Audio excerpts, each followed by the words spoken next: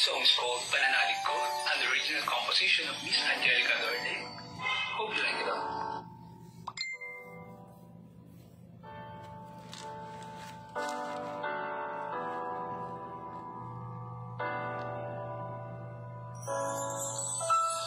Noong wala ka pa sa buhay ko, noong wala ka pa sa puso ko, di ko pinapansin pag-ibig mo sa'kin, pag-ibig at biyaya mo'y di ko hinangkin. Nabuhay sa kasalanan ang puso ko, pag-ibig ko'y hindi ilan sa'yo. Mahina sa tukso ang pagkatao ko, pananalig ko sa iyo'y hindi siniseryoso.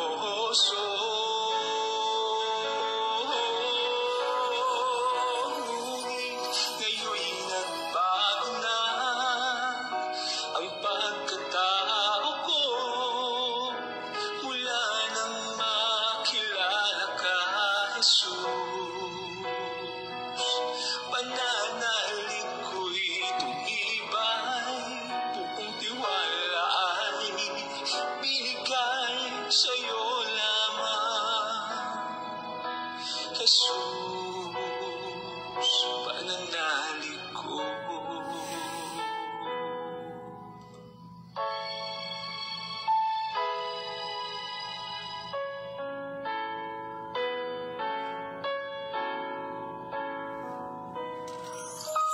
Nabuhay sa kasalanan ang puso ko, pag-ibig ko'y hindi ilan sa'yo. Mahina sa tukso ang pagkatao ko, pananalig ko sa iyo'y hindi siniseryoso.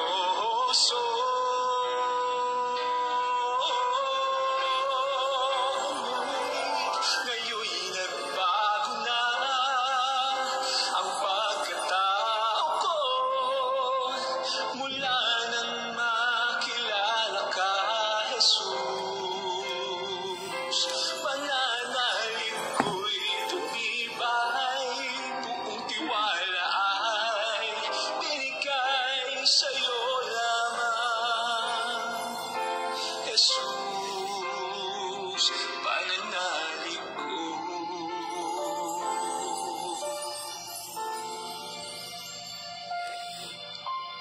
Sa'yo lamang, Jesus.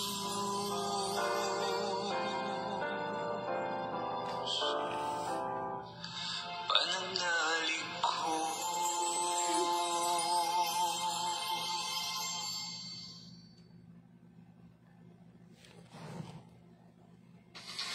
Gandang swak sa budget? Head over to Shopee Beauty for exciting beauty tips.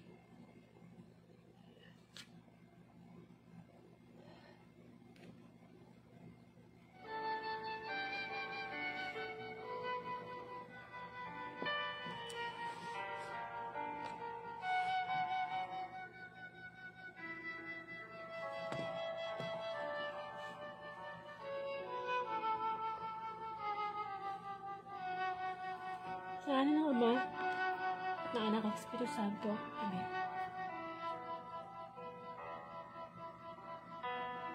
Tunay nga, Panginoon, na Ikaw ay napakabuti. Sa kabila ng aming mga kahinaan, kasalanan na nagagawa, napakabuti mo, O Diyos. Hindi ka nagkukulang sa bawat araw. Kahit kailan, araw-araw, pinapakita mo sa amin ang pagmamahal. Maraming pong salamat.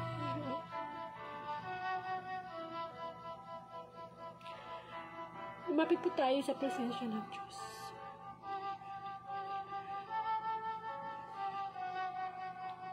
Humingi po tayo ng kapatawaran. Ating mga pagkukulit sa Kanya. Ama,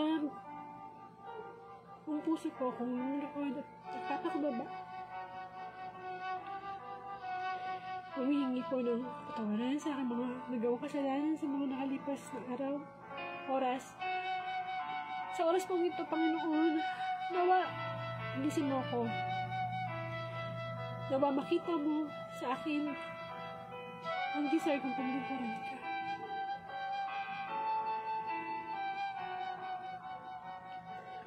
Ang buong puso ko. Gamitin mo lamang akong instrumento, Lord. Akong daluya.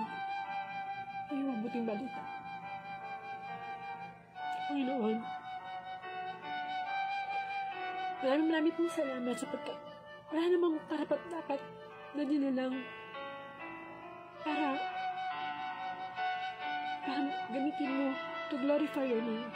But I thank you, Lord, for giving this opportunity. Ay, pagmalaki ka.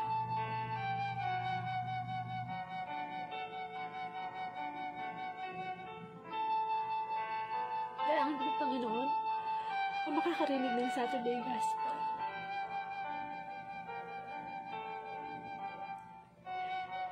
Lord, alam niyo, mga dinadala nila sa kanilang puso. In Jesus' name, ikaw magbigay ng kapayapaan. Ikaw magbigay ng pag-asa at ng pag-ibig.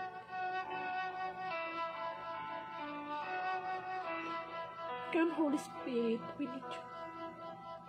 Nawa, Panginoon, sa oras na ito, gamitin mo lamang yung amang lingkod upang maging daluyan ng iyong mabuting balita. Nawa, ang tinig namin, ang marinig namin, ang tinig mo, Panginoon. Ang iyong online thinking na inihain mo, tinandaan mo ang lahat. Nakikinig na lang kami at magsasabuhay nito. At lahat ito dalhin ko sa iyo, Ama, sa pangalan ng Anak, at sa Espiritu Santo. Amen. Bigyan po natin ng parangal ang mabuting balita.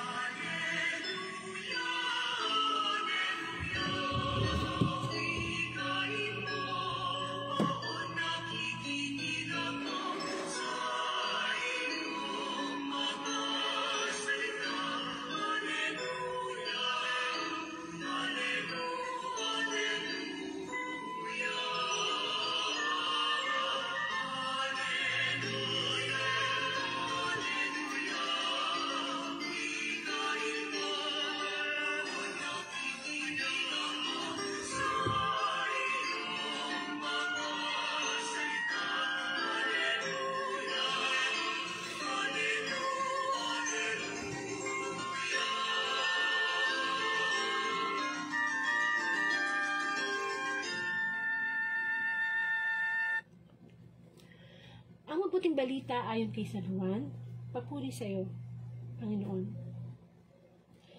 Nagpasugo kayo kay Juan, at nagpatotoo siya tungkol sa katotohanan. Hindi na kailangan ko ang patotoo ng tao, sinasabi ko lamang ito para maligtas kayo. Si Juan ay parang maningas na ilaw na nagliliwanag noon, at kayo sandaling nasiyahan sa kanyang liwanag. Ngunit may patotoo tungkol sa akin na higit sa patotoo ni Juan. Ang mga gawang ipinagagawa sa akin ng Ama, kasi ako namang ginaganap. Iyan ang magpatotoo na ako'y sinugo niya. Mga kapatid, ang mabuting balita ng Panginoon, pinupuri ka namin, Panginoong Hesukristo.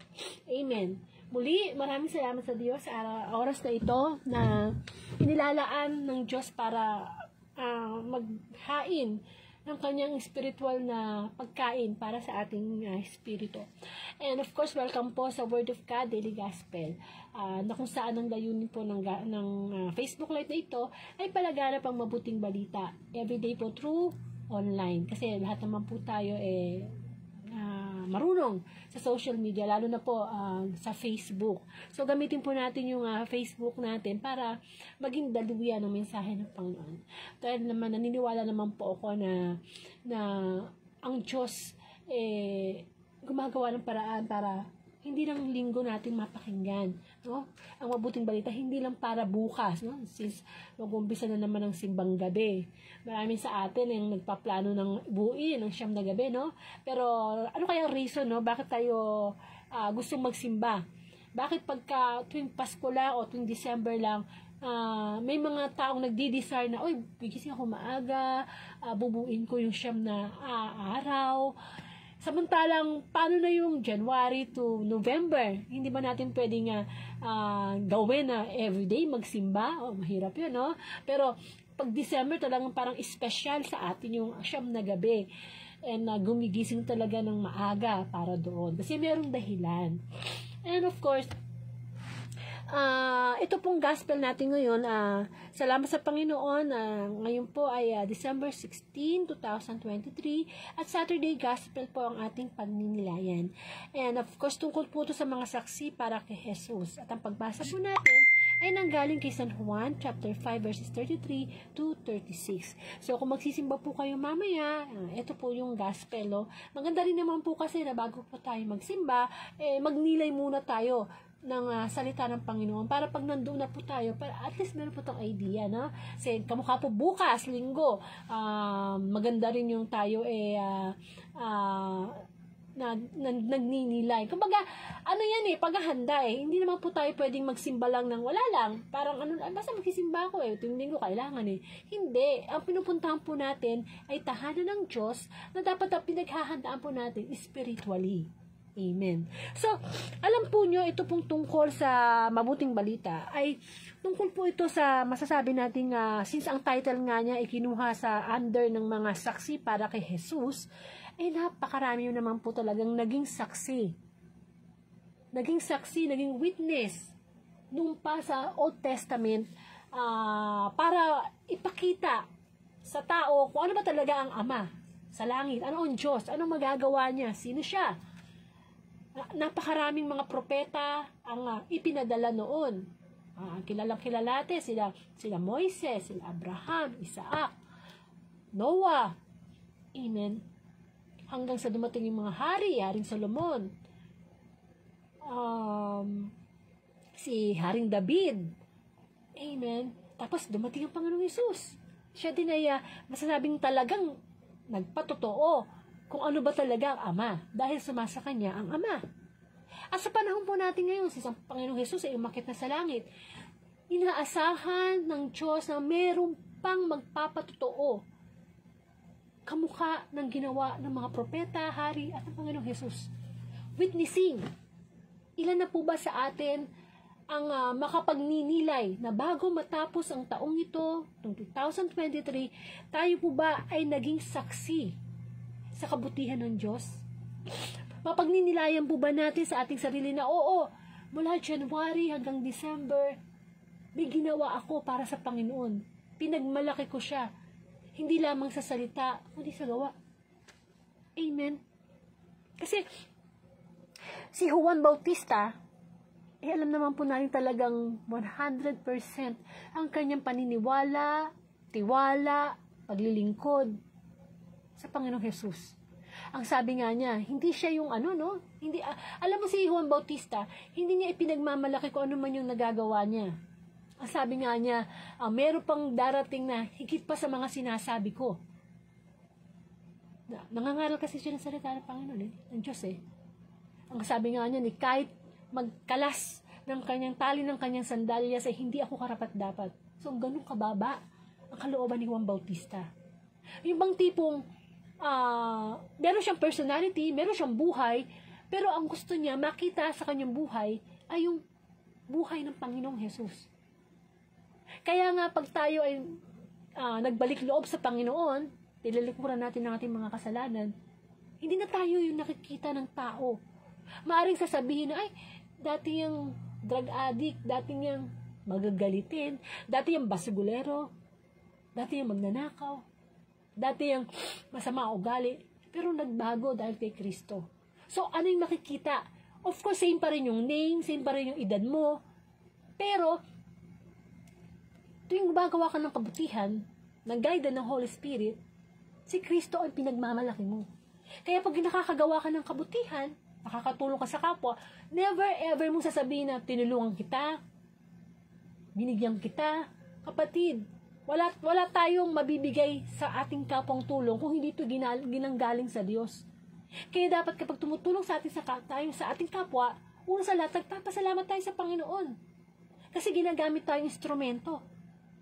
Kaya nga, kung mas marami ang ibinigay sa iyo, mas malaki ang ine-expect ng Diyos. Amen? Kung mayaman ka, ay mas marami kang pwedeng tulungang tao. Kung meron kang talent sa pagkanta, pwede mong gamitin yun to glorify God. Pwede mo rin itulong yun sa tao. Amen? Kumbaga, nabubuhay tayo sa mundong ito na nagiging saksi tayo ng mga kabutihan ng Diyos. Kasi hindi naman bababa si Kristo para muli siyang mangaral, para ipakita na niya uli yung mga pagpapagaling niya, yung pagkakasaot niya ng mga demonyo, yung pagbubuhay niya ng mga patay.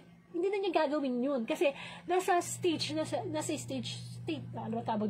siya na muling magbabalik sa araw at sa panahon na hindi natin alam na parang magnanakaw. So, ibinibigay ngayon sa atin ng Diyos ang stage for us to perform through His name. Ano ba ang magagawa natin? At nagawa. At magagawa pa. Para yung stage ng buhay natin, magliwanag ang ilaw ni Kristo. Si Kristo ang makita sa atin. Amen? Kaya, bago matapos yung taon na to, yung mga ilan sa inyo, nagbabalak na magsimba sa simbang gabi, inasal natin sa Panginoon, Lord, meron ba akong nagawa? Sa araw-araw ba na ipinagkaloob mo po sa akin? Nag-glorify ko ba yung pangalan mo sa aking mga kilos? Sa aking mga sinasabi? Sa aking mga iniisip? O baka naman sa bawat araw na ipinagkakaloob mo bilang biyaya, yung lagi lang sarili ko ang iniintindi ko. Yung wala akong pakialam sa akin kapwa. Yung bang, andun na yung kabutihan mo, biyaya mo, hindi ko pinapasalamatan. Alam niyo ba na ang pagpapasalamat sa Diyos ay isang pagsaksi, isang pag-witness na kumikilos ang Diyos sa buhay natin? Ang hirap naman po kasi na matapos ang bawat araw, gumising tayo, nagtrabaho, matutulog, tapos hindi man lang tayo nagdasal o nagpasalamat sa Panginoon. Hindi naman nag-expect ang Lord ng napakahabang panalangin eh. Actually, sabi ko nga, kahit yung 3 word lang sabihin natin bago tayo matulog. Yung thank you, I'm sorry, and I love you, Lord. Pagpapakita, pagpag-witness, na nakita natin yung kabutihan ng Panginoon. Amen. Kesa yung natutulog na lang tayo sa sobrang stress sa buong araw, natutulog na lang tayo sa sobrang pagod, na nakalimutan natin na ang bawat kinilos natin sa buong araw, ang Diyos ang nagsupply ng hangin, ang Diyos ang nagsupply ng pagkain, may pinanggaling yan. Amen. Kaya tingnan niyo ang Panginoong Yesus nung siya nandito sa mundo. Di ba wala siyang ginawa kundi manalangin at magpasalamat lagi sa Diyos. Napakaganda ng kanyang ginawang halimbawa kung paano siya nabuhay dito sa mundo. Lagi niyang wini-witness, lagi niya ipinapakita na through prayer, nagiging witness tayo na mabuti ang Diyos. Nagiging witness tayo na through prayer, meron tayong dapat communication kay Lord. Na through hearing the Word of God every day, nagiging witness tayo. Alam mo yon, ito yung kabutihan ng Diyos, ito yung salita ng Diyos, nagiging saksi ka, nakikita mo na, ay, kapag sinabi pala ng salita ng Diyos na magpatawad sa kapwa, nagiging witness ka, naririnig mo. Kumbaga sa korte, kumbaga sa may kaso, merong abogado, may judge, may mga nanonood. Eh dito sa ganitong mga gawain, hindi naman tayo nagkikita, through Facebook live lang tayo, yung pakikinig natin sa mabuting balita, tayo na mismo sumasaksi sa kabutihan ng Panginoon. tinatouch ni Lord. Tinatanong sa ating Panginoon, paano tayo naging witness tong taon na to sa Kanya? Yung bang napakinggan natin, na isabuhay natin at nabahagi natin sa ating kapwa. Na ito bang taon na to, na witness ba natin yung pag-asa, yung kapayapaan, yung pag-ibig, kagalakan, yung mga bunga ng banal na Espiritu. Nakita ba natin ito buong taon? O baka naman mula January hanggang ngayon, hindi natin nakita, hindi tayo naging saksi ng pag-ibig ng Diyos. Baka puro galit, baka puro inggit, baka puro material na bagay, kapangyarihan. Hindi ba? Baka doon tayo nagwi-witness. Diba? Isinasarado natin yung spiritual life natin at binubuksan natin yung physical nating mata na, ay, ang ganda nito. Ay, gusto ko ng ganito. Ay, yung kapitbahay ko may bagong TV. Ako rin, na-witness ko yun. Maganda yun. Bibili din ako. O kaya, nakita mo na yung ibang tao, umaasenso. Ibang, nagiging maiinggitin. Na hindi mo nakikita o hindi mo na-witness na meron din naman dapat kang biyaya na dapat ipagpasalamat sa Diyos. Kaya minsan nawawalan tayo ng peace of mind Nawawala tayo ng pag-ibig sa ating kapwa. Kasi tinitingnan natin, wini-witness natin yung sarili natin in a way to glorify yung sarili natin. Hindi yun ang gusto ng Panginoon. Ang Panginoong Jesus, talagang ipinangaral niya ang mabuting balita, napakahirap, kailangan pa niyang maglakad sa init ng araw, kasama ang kanyang mga alagad, sumakay sa bangka, tumawid sa kabilang ibayo, umakyat sa matarik na bundok. Imagine niyo, wala siguro noong mga time na yun, walang payong, walang social media. Talagang kung gusto mong mangaral, talagang i-research out niya yung tao ng face to face at talagang physical ang kanya activities. To witness lang, para patunayan lang na eto ang Diyos sumasa akin. Kung anong nakikita niyo sa akin, kung ano ang ama, ganun din ang anak. At kung ano ang anak, ganun din ang ama. At napakita naman talaga ng Panginoong Jesus. Perfect. Pinakita niya talaga na kung gaano kabuti at kung gaano ang pag-ibig ng Diyos sa ating mga tao. Amen? Kaya tayo, number one, bago mag-end tong December, i-check na natin sarili natin. Kung magkakaroon tayo ng rate ng 1 to 10, how many points yung masasabi nating na witness ko si Kristo sa buhay ko, nakita ko siya. Amen? Nakita ba natin si Kristo sa taong ito? Nakita ba natin si Kristo sa panahon na tayo lugmok sa problema? Yung down na down tayo sa problema, yung malungkot tayo. Kapag nagiging malungkot ba tayo, nakikita ba natin si Kristo? O mas nakikita natin yung ating kahinaan, yung pagiging self-pity natin, yung mga bagay na wala sa atin.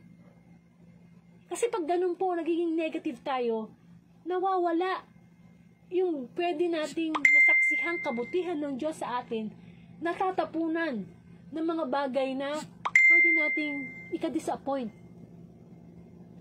Hindi ba? Kung minsan sa sampung mga biyaya ng Diyos na ipinagkaloob sa atin, isa lang minsan ang nawala, wala na, parang baliwala na rin siyam. Hindi na natin mawitas, hindi na natin maipagmalaki ang Panginoon. Kaya, kung 1 to 10, bigyan natin ng points. Ay, kilala naman natin mga sarili kung anong ginawa natin itong taon na to Pero syempre, alam ng Panginoon kung paano siya kumilos sa ating buhay sa taon na ito. Kung na-witness siya sa buhay natin. Pangalawa, i-rate din natin ang ating mga sarili from 1 to 10.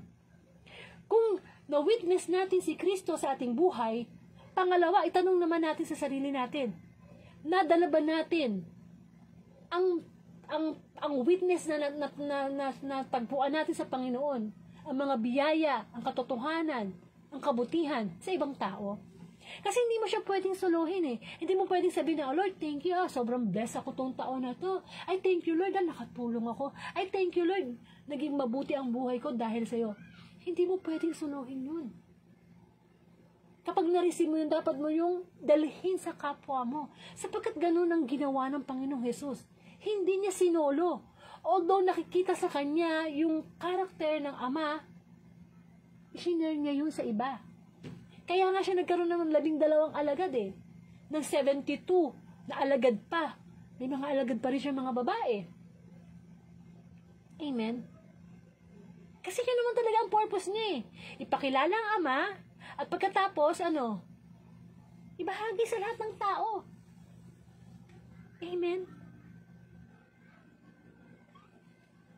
Ilan na ba ang nabahagi na natin ng mabuting balita? Nagawa mo ba sa anak mo, nakausapin siya? O anak, parang nagluluko ka yata sa pag-aaral mo. Ano bang problema, anak? O, nanay, ano po bang kailangan nyo? May problema po ba tayo? Amen. Hindi yung kinakausap nyo yung anak nyo kapag may problema na. Dapat kinakausap nyo yung anak nyo kahit walang problema. Para na sa ganun, nagiging malapit ang kalooban nila sa inyo. Nawi-witness nila bilang mga anak na ang magulang ko pala, kahit wala akong problema, sa hirap at ginhawa, may time para sa akin makipag-usap. The quality time. Importante yun. Nasasaksihan ng iyong mga anak. Kahit sa asawa, you have to find time. Kung halimbawa,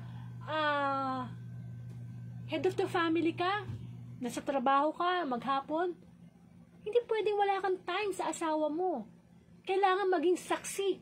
Maging saksi ka na kahit sa kabila ng mga stress mo, pinagdaanan mong biyahe, whatever, sa buong araw, maging saksi ka na nandoon pa rin yung time mo. Sa may bahay mo, napagod din sa buong araw. Sa anak mo, napagod din na nag-aaral buong araw. Amen. We should bring the love of God to our family. First to our family. Then to others. Pangatlo, ano pa pwede natin gawing witness o pagsaksi? Matestify natin sa ating sarili na ang presensya ng Diyos ay nasa sa atin. Para maibahagi natin si Kristo at yung nabahagi na natin ng Word of God, o halimbawa ako, na-witness ko ang kabutihan ng Diyos. Kaya nga ako nag-Facebook Live eh. Kasi pinagmamalaki ko siya through social media. Kasi talaga namang mahirap na mag-face-to-face ako, lakarin ko yung ganitong barangay, ganitong lugar. Eh, hindi na matatapos niyo, no? Samantalang Facebook Live, pwedeng inyong ipasa sa ibang bansa, pwedeng makanood kahit sino. Kahit ngayon, ilakasan mo yung volume ng cellphone mo. Uwi niya ng witnessing. Yung mga kasama mo sa bahay na walang interes sa mabuting balita, pero nilakasan mo, ibig sabihin yun, you want to witness. Gusto mo ma-witness ng mga kasama mo sa bahay ang kabutihan ng Panginoon. Sa kapitbahay mo.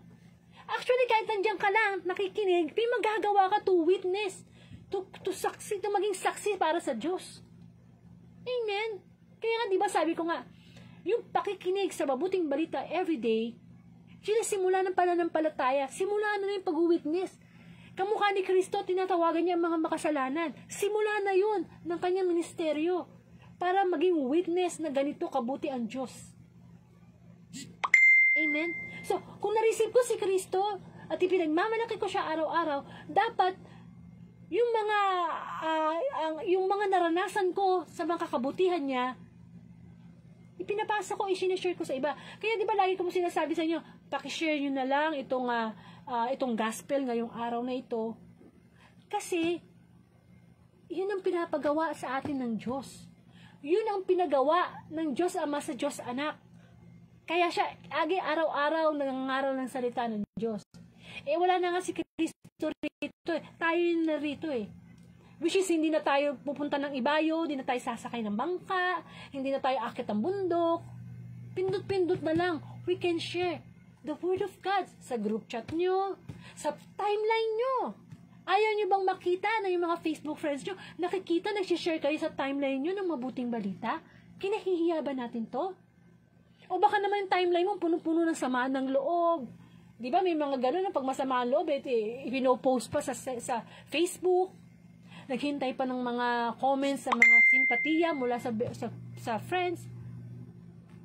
Pwede nating gamitin ang ating social media, TikTok, YouTube, Facebook, to witness ipagmalaki ang Panginoon. Nasaksihan ko, mabuti ang Diyos. Dapat ibigay ko to sa kapwa ko. Nagkaroon ako ng kapayapaan, kagalakan. Kailangan malaman to ng kapwa ko, hindi pwedeng hindi. Kaya nga kailangan na pag-share ng mabuting balita, ano yan, continuous yan parang chain, hindi maputol. Pero nakakalungkot, iba ang nag-viral sa mundo ngayon. Mga sex video, mga away-away, mga hiwalaya, no? Pag naghiwalay si Kathleen at saka si hindi ba? Yung ba ang dapat nating ipangmalaki sa ating social media? Hindi. Dahil talaga ang social media, nagagamit din yan demonyo. Nawi-witness din ng demonyo na gusto niyang, ito ang ipagpapatotoo natin. Kaya nga, di ba, pinag-iingat ko kayo sa mga vlogger na masikat, na maging malakas ang pakiramdam natin, baka yung kanilang content, hindi na para saksi sa Panginoon, kundi para saksi sa kanilang sarili. Para maitaas ang kanilang sarili. Amen? So, kailangan lang talaga tayo ay maging matibay na saksi para sa Panginoon. Tayo yun Tayong mga makasalanan. Kasi kapag isang makasalanan ay nagbalik loob sa Diyos, abay napakalaking saksiyan at witness, pagpapatunay na walang imposible sa Panginoon. The greatest miracle na mape-perform ni Lord ay yung may isang addict na nagbalik loob. Isang taong malalim ang galit sa kanyang kapwa pero nagpatawad. Kagalingang espiritual. Nagsaksi ka na totoo ang Diyos. Hindi natin magagawa ang talikuran ng ating mga kasalanan kundi dahil sa Diyos. Kasi likas tayong makasalanan May mga bagay tayong gusto natin. Yung free will natin ginagamit natin para sa atin. Kaya lang hindi naman ganun ang gusto ng mabuting balita ngayon. Ang gusto ng Panginoon, marinig natin ang mabuting balita, mai-witness na sa atin ng Panginoon na kaya natin gawin kung ano ang kanyang inuutos. Kasi hindi naman magbibigay ng utos ng Diyos na hindi natin kaya. Kaya lang hindi natin nakakaya. Kasi nga mas nagigibabaw yung ating pride kaysa sa humility. Sapagkat ang pride na yan ay galing sa demonyo. Di ba? Kaya nga, naging demonyo siya dahil siyang napakagandang anghel But because ng pride niya, gusto niya masigit sa Diyos, gusto niya katulad ng Diyos, imbis na i-witness niya ni Lucifer na ito ang Diyos, siya lang ang Diyos na dapat sambahin, anong gusto niya? Agawan ng trono. At ganoon ang nangyayari sa mundo natin ngayon. Kaya maraming nahihiya na ipagmalaki ang Panginoon. Kaya maraming nahihiya na hindi makapag-share ng timeline nila sa gospel. Kahit sa YouTube, marami, di ba? Everyday may mga pare na nag-gospel everyday. Yun, pwede nyo i-share yun sa timeline nyo. O kaya ito, as Facebook friends nyo ako, since ang Facebook Live naman ito ay since 2019 pa. Amen. Kasi kung hindi po tayo magtutulungan, mamamatay ang salita ng Diyos. Mas maririnig ng mga tao ang ingay ng mundo. Ang ingay na ng mundo Maingay na sa mga gera, sa mga chismis, sa mga masasamang balita, bukas ka ng TV, bad news, tataas ang ganito, may pinatay na chinapchap.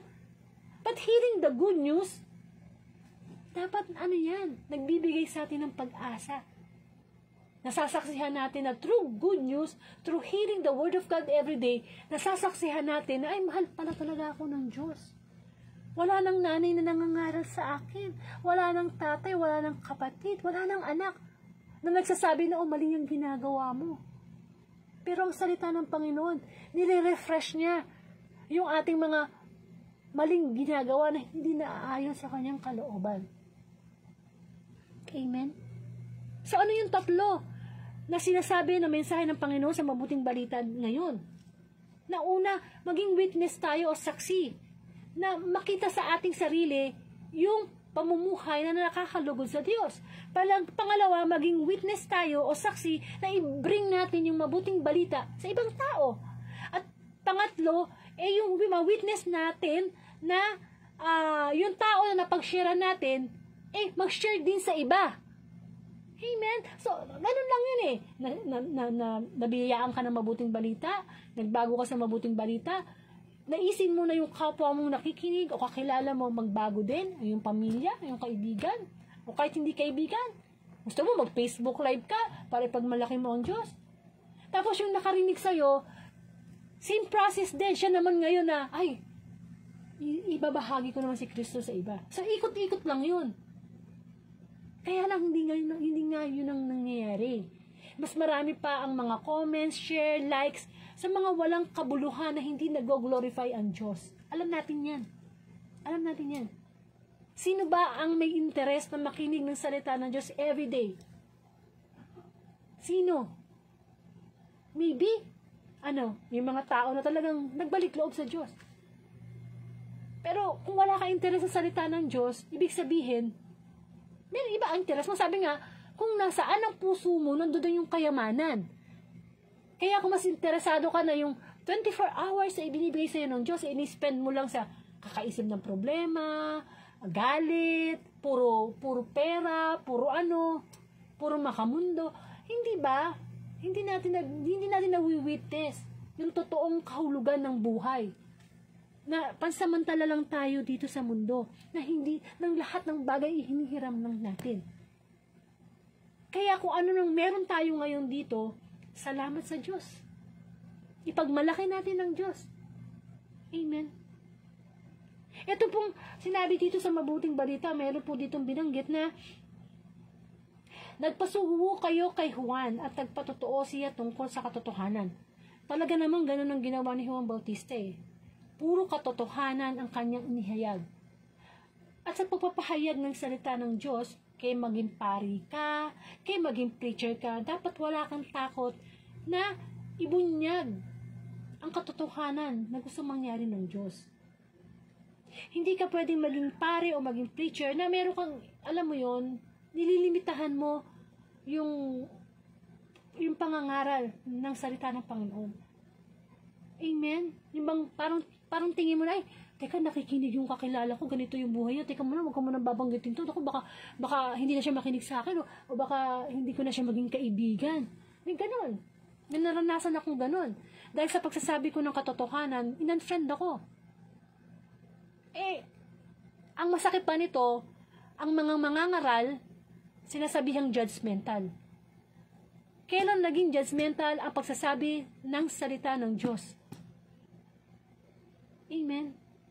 Ibig sabihin, kung judgmental ang pare, ang preacher, o sino man nagpapahayag ng Panginoon, sabihin na natin, number 1 ang judgmental si Kristo. Kasi yun ang ginawa niya, nandito siya sa mundo Mangaral lang mangaral Punahin ang mga mali na ginagawa ng mga Pariseo, Saduceo, mga dalubhasa sa kautusan.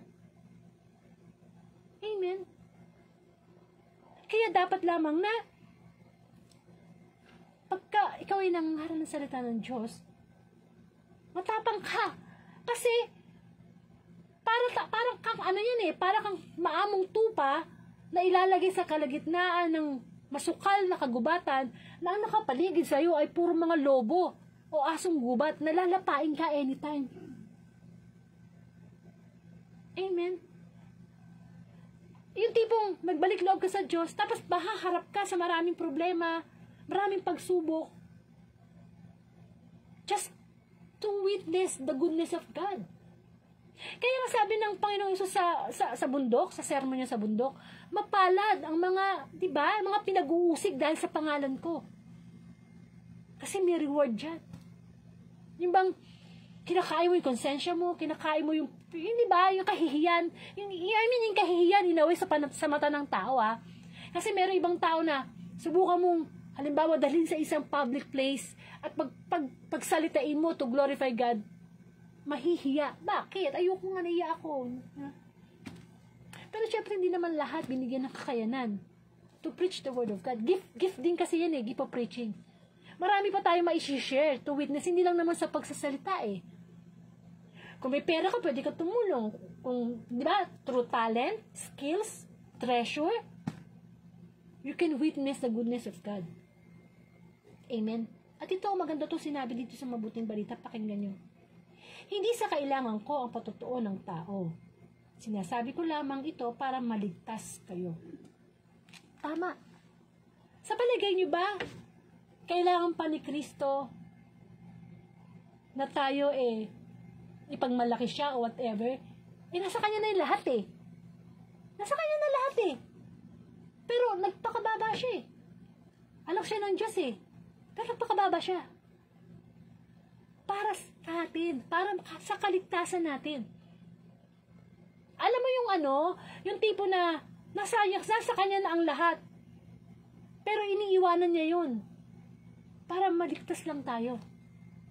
Amen. Amen. Kaya nga sabi pa rito, si Juan ay parang maninyas na ilaw na nagliliwanag noon at kayo sa daling nasiyahan sa kanyang liwanag. Si Juan Bautista talagang nagliliwanag ang kanyang ilaw sapagkat ang ilaw niya ay si Kristo. At sa taong ito, inaasahan sa atin ng Panginoon na naging ilaw pa rin tayo o parang ilaw na napupundi na, patay sindi. Amen. Gaano ba ang liwanag na nadala sa atin ng mabuting balita sa bawat araw? Ngunit may ang patutuo tungkol sa akin na higit na sa patutuo ni Juan Bautista. Ang mga gawang ipinapagawa sa akin ng Ama ay siya ko namang ginaganap. Iyan ang nagpapatotoo na ako'y sinugo niya. Amen. Maraming tinatawag, ay maraming nahihiram pero konti lang na matawag doon, baligtad ako, no? Ibig ko sabihin, sa buhay po natin, kinakailangan na alam natin kung anong gusto ng ating Diyos na gawin sa bawat araw. Amen. Kasi gusto ng Diyos na magpatotoo tayo. Ini-invite tayo ng mabuting balita. Nalika rito. Hindi ko tinitingnan kung ano yung pinag-aralan mo, kung ano yung position mo, kung ano yung resources mo ngayon, gaano ba kahalaga, kadami yung laman ng bank account mo, anong tsura mo. Hindi. Paano mo ko na ipagmalaki? Kasi kung meron man tayo pagmamalaki sa ating, kung meron man tayo pagmamayabang, si Kristo lang yun. Wala nang iba. Hindi natin may pagmamayabang yung, ang taas ng grades ko, high honors ako, tumaas yung position ko sa opisina, nanalo ko sa loto. Hindi. Yung bang masasabi natin na nangyari sa yung mga blessing na yan, dahil nagpapasalamat ka sa Panginoon. At sabi ko nga sa inyo, once nagsasabi tayo ng thank you Lord, nag-witness tayo sa kabutihan ng Panginoon. Baka naman kahit simpleng thank you, ay hindi na natin nagagawa. Ay mahirap po yun. Amen. Kaya, dapat sa dinami-dami ng mga utos ng Diyos sa Bible, dapat naiisip natin na isa doon na yung Great Commission. Ano yung Great Commission? Ipalaganap ang mabuting balita sa lahat ng tao, sa bawat dako, sa buong mundo. Through social media. Amen. Kaya lagi ko nga kayong kinukumbis na pakishare to sa GC nyo. Hindi ba? Kasi ito yun Ito na mismo eksakto Ang gusto ng Panginoon gawin natin Amen. Yung bang tipong inuutusan na tayo, pero sabi nga nagtetengang kawali. Yung bang tipong inihanda na ng Diyos ang Facebook Live, may magsasalita na, may gospel na, meron ka naman sigurong ilaw, may internet ka, pero ayaw pa rin natin i-share yung mabuting balita sa ating timeline. To witness, para may witness natin sa ating mga Facebook friends. Halimbawa, 3,000 na yung Facebook friends mo, 2,000, 1,000, o kaya sabihin na natin 10 piraso lang yan, yung Facebook friends mo. Sinare mo yung gospel sa timeline mo. Napanood, napakinggan. Amen. Yan ang pagpapasalamat sa Panginoon. Tapos may problema pala yung nakikinig. Sabi niya, ganun pala, no? Andiyan pala yung Diyos. Kala ko, nag-iisa na ako sa buhay ko. Meron pala ako lalapitan. Na mawala na ang lahat, wag lang ang Diyos. Amen. Kaya, dapat, nandoon yung design natin na hindi ka lang, start ka lang sa pakikinig. Sino bang hindi nag-start sa pakikinig? Ako din naman, nag-start din naman ako sa pakikinig. Samantalang yung old life ko, hindi ako nagsisimba. Napasok lang yata ako sa simbahan nung bininyagan ako Amen. Kaya, wala namang matigas na tinapay sa mainit na kape. Di ba sabi nga? Kahit gaano karumi tayo, kahit gaano makasalanan tayo, kung sino pa nga yung mas pinakamasama, yung pa yung ginagamit ng Diyos to witness yung kanyang kabutihan. Dapat yun ang lagi nating iniisip everyday. Paano ko ba mapagmamalaki si Kristo sa araw na ito? Hindi yung, ano magagawin ko ngayon? Of course, normal yung mga ginagawa natin everyday. Naghahanda ka sa pagpasok sa trabaho, maring naglaba ka ngayon, maring ganito ginawa mo, nagpasyal ka, whatever. Okay lang yan. Pero dapat, alam natin yung priority natin. Sa bawat ginawa ba natin, na witness ba natin si God? Na ipagmalaki ba natin siya? Diba? Kasi sabi nga sa Colossians, chapter 3, verse 23 na, ano man ang yung ginagawa, gawin nyo na parang hindi kayo sa taong naglilingkod, kundi sa Panginoon. Amen. Na ginagawa ko to kahit mahirap, kasi gusto kong i-witness mabuti ang Diyos. At hindi ko to magagawa kundi dahil sa Kanya. Yung wala ka ibibigay na credit sa sarili mo, kundi lahat sa Diyos. Sa Kanya. Siya. Kasi ini-invite mo yung tao na pasalamatan siya. Amen. Bakit? Kasi gusto natin i-glorify ang ating Ama sa langit na napakabuti. Walang kasing buti. Unlimited ang kabutihan ng Diyos sa atin. God is a fair God. Never naging unfair ang Diyos sa atin. Maaring iba sinasabi, napaka-unfair naman ni Lord. Ako naglilingkod sa Diyos, pero ito, ako may sakit, ako walang pera, ako yung broken relationship. Samantala yung kapitbahay namin, hindi naman naglilingkod sa Diyos, ang yaman-yaman, ang daming asawa, ang daming mga kotse. Diba? Yung pag-witness natin sa Panginoon, tulad na sinabi ng Panginoon, para sa atin yun.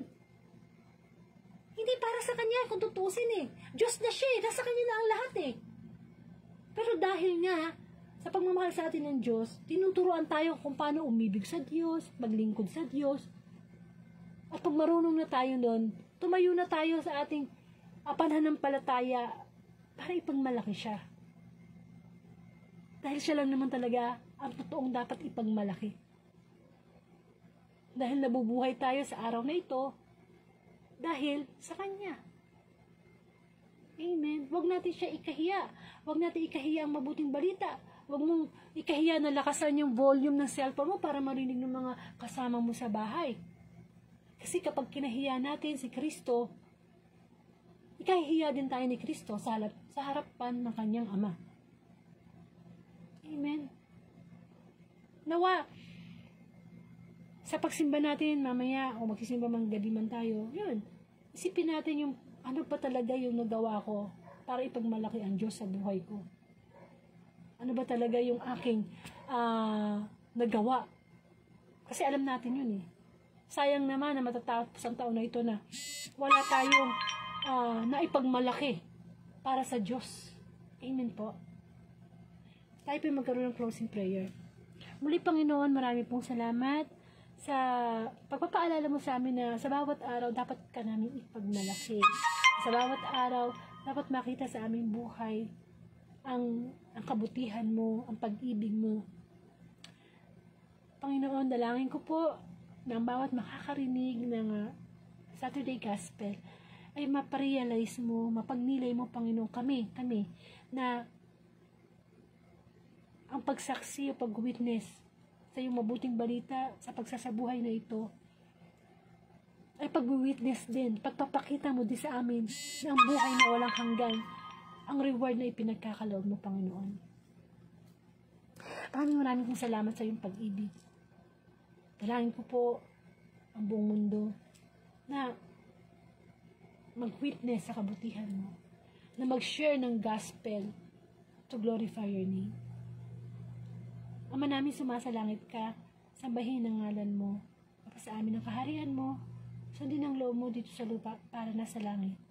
Bigyan mo kami namin kakanin sa araw-araw at patawarin mo kami sa aming mga sala para nang pagpapatawad namin sa nagkakasala sa amin. Huwag niyo po kami paintulot sa tukso at idiyaan niyo kami sa lahat ng masama. Sa alamat na Anak Espiritu Santo. Amen. So, thank you po. Maraming po salamat sa pakikinig ng mabuting balita. Kumbaga, ang Diyos po ang pinakinggan natin. Kasi kahit ako nagsasalita, nakikinig din po ako sa mensahe ng Panginoon. At yung lolobin po ng Diyos ang December 17, Sunday Gospel, alas 6 po ng umaga. Pagka Monday to Saturday po, alas 6 ng gabi. Pag Sunday po, alas 6 ng umaga. Usual na po yung schedule. Pero minsan po naiiba yung oras, depende sa sitwasyon, no?